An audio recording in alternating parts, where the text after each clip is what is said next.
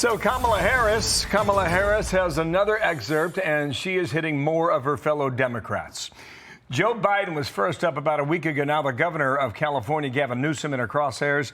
The book not officially out, but some Democrats are already pushing back. Former Clinton advisor Mark Penn's here on that. How you doing, Mark? And good day to you. David Axelrod, a man you well know. If there's a political strategy here, it's a bad one, he says. There's an awful lot of grievances and finger pointing that really doesn't serve a political agenda. Governor Shapiro of Pennsylvania also with a response, stiff words, and said this last week. I haven't read the former vice president's book, and she's going to have to answer to how she was in the room and yet never said anything publicly. No, as I mentioned, the book's not out. How's this book tour going to go? I mean, she's burning every bridge she crosses. Yeah, I wouldn't expect 100,000 people at this book tour. Look, she had an incredible opportunity that no one ever gets, which is to run as the Democratic standard bearer without a primary, with $1.5 billion behind you. And she should have been internally grateful for that opportunity and looking forward to, where America should go next. So, look, I didn't find the things that she said particularly caustic. I mean, they were realistic. Some of the things, some people's, the rivals really didn't like that she got no primary and didn't support her at first. And Joe Biden did make a decision here that was wrong. So I agree with Axelrod. There's no political strategy here. I think she's sort of trying to tell some of it like it is, but maybe that wasn't really the best idea if she wanted to continue to have a political career. I mean, you're the expert. I'm the amateur here. If you're looking for a political future, you step lightly, and she's not. What's that tell you about her future? Because I don't really see a plan for one. Well, look, I think she thinks she's got a base in California. Maybe she'll be able to maneuver and build off that base and build herself back there. I think the idea that she'd go into a national campaign, or run again for president or have that opportunity, I don't think that's anywhere in the cards. So realistically, what's her point or what's her game?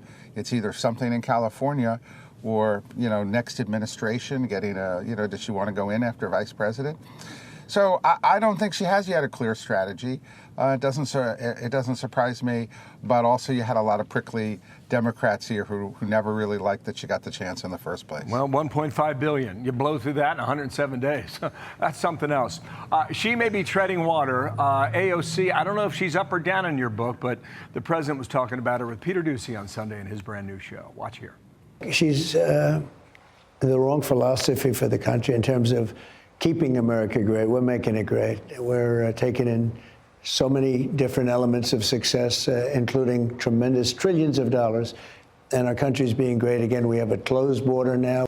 She's got a little something, but her philosophy is bad for the country. I don't think that philosophy can come close to winning. How do you view that, Mark? How do you score that comment? Well, look, if anybody bothers to read the Democratic Socialist website and the various things that they stand for, I mean, between the appropriation of property, the legalization of drugs and prostitution, I mean, it's an incredible set of policies here behind the smiles of AOC, and the mayoral candidate. And look, AOC, she has a really strong Gen Z audience. She's certainly accumulated a lot of power within the Democratic Party. Does that go anywhere? The question is the Democratic Party going to go back to 1972 and 84 where they reduced themselves to one state?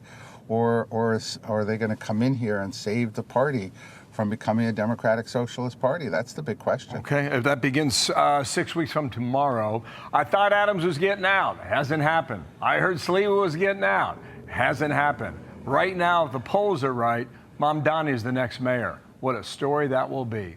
Mark Penn, thanks for coming on today. We'll talk again later in the week. Thank you. Thank you. Dana. Hey everyone, I'm Emily Campagno. Catch me and my co-hosts Harris Faulkner and Kaylee McEnany on Outnumbered every weekday at 12 p.m. Eastern, or set your DVR. Also, don't forget to subscribe to the Fox News YouTube page for daily highlights.